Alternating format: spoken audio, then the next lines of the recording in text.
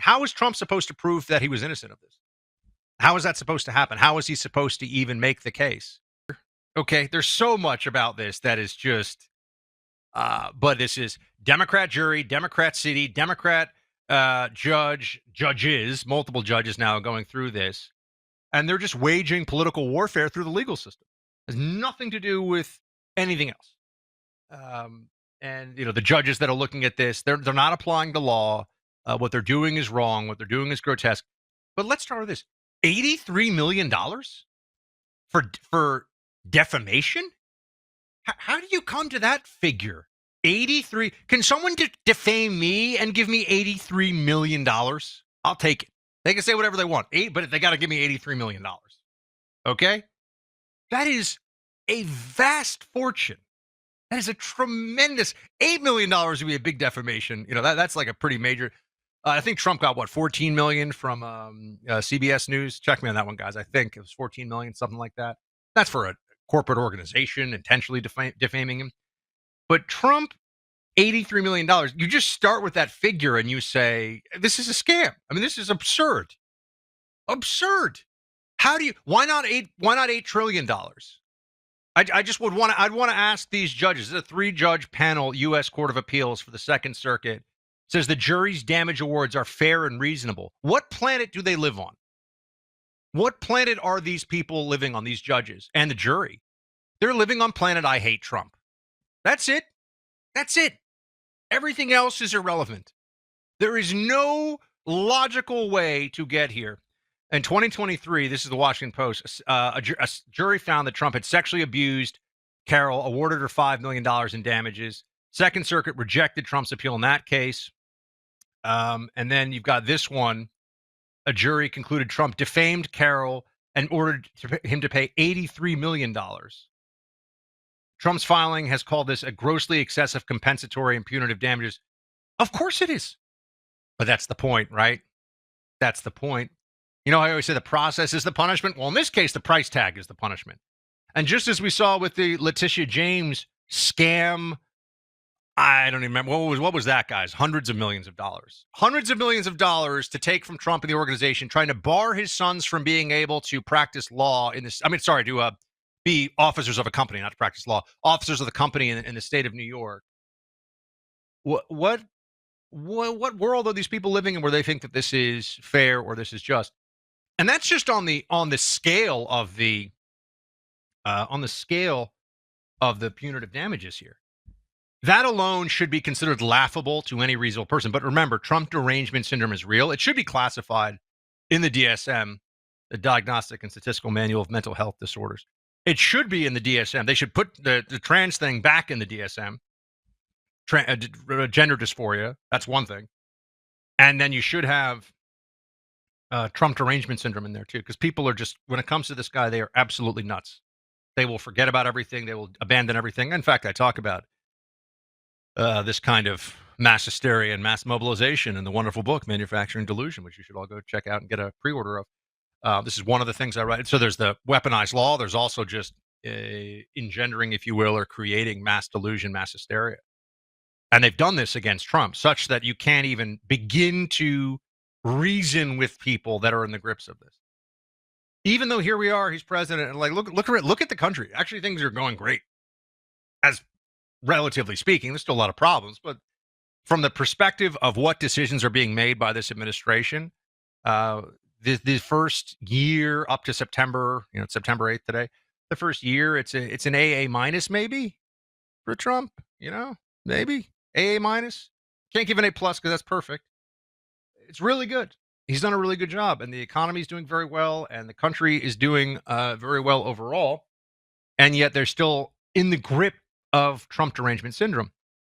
I go to E. Jean Carroll's specific suit here as well. So on the $83 million, this has just been upheld. He's supposed to write her a check for $83 million because he said that, I think he said something like she's not my type and that she's lying.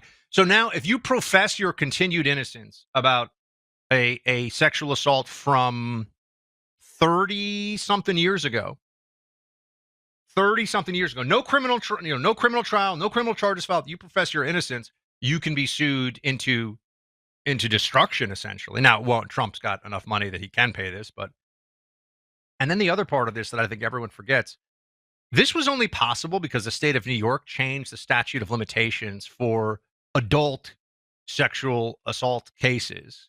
It would have been 3 years. This is civil, remember. This is not a criminal. This is not a criminal thing. This is a civil thing. They gave a 1 year like statute of limitations holiday. And by the way, I'm just going to tell you, it's wrong. I think it's unethical to do that. The Trump team brought this up and said that this should be unconstitutional. You're changing the status of the law, and it was used very clearly to go after Trump here. I know they're going to say, oh, but it was in process beforehand. E. Jean Carroll filed her lawsuit day one that this statute of limitations holiday went into effect. But I mean, you could create that statute of limitations holiday in any number of contexts, and you effectively negate the whole statute of limitations, where you can go to somebody and say, if you accuse me of, this is what they did to Kavanaugh, right? If you accuse somebody of something from 40 years ago now, and that there's no evidence there's also no evidence for them to be, for it to be exculpatory, because you can't call the witnesses. You can't bring together. Now, Kavanaugh actually did to some degree, because one, that was a complete and utter lie. Unless someone's a moron, they could see through the whole thing. But he also had his calendar, and there were some things that he could show. But it's really hard to prove you didn't do a thing to somebody 30 years ago when it's just you saying something and they're saying something. How is Trump supposed to prove that he was innocent of this? How is that supposed to happen? How is he supposed to even make the case? Someone says there's no footage, there's no proof, but the whole point is that they hate Trump. The whole point is weaponized law. The whole point is that he has to now write an $83 million check to a woman who went on CNN and said, and I quote, "Some people think rape is sexy," end quote. That is what she said. You can pull the audio on that on CNN. And I remember watching in real time as Anderson Cooper's face just went, okay. Now this woman's going to get an $83 million check. She's going to have multi-generational wealth bestowed upon her for this whole thing. And defamed her? How did he defame her? Trump doesn't agree with what she said. That's defamatory? Look, we're going to have a big cleanup of the law in this country and of people who are in positions of authority. They have to be removed by whatever processes. This goes even to the stabbing, to the fatal stabbing of this brutal murder of this Ukrainian girl, where the judges and you have to start saying, who allowed this? Who signed off on this? Who were the people in this chain of events whose job it was to be just and fair and decent with regard to the law, and they just abandoned all of that because they like a person or don't like a person? The judge that let that maniac free, she's something in that guy she saw. She goes, he needs a 15th or a 14th chance. I see something in him that makes me think I'm going to give him the benefit of the doubt.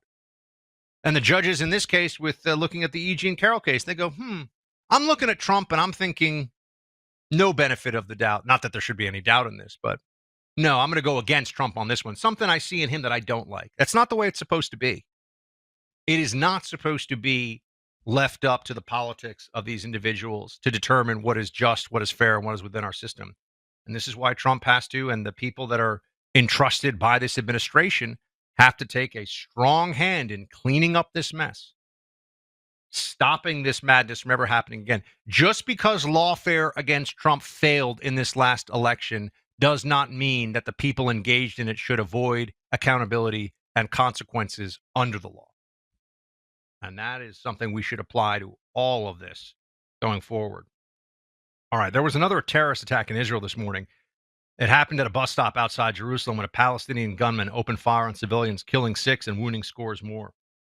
It's been more than 700 days since Hamas terrorists first attacked innocent Israeli civilians and taking more than 200 hostages.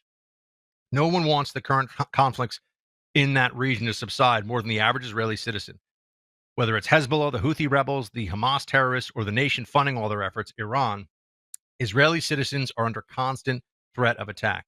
As a nation, we've been supportive and generous, and we continue to be, of our ally, Israel.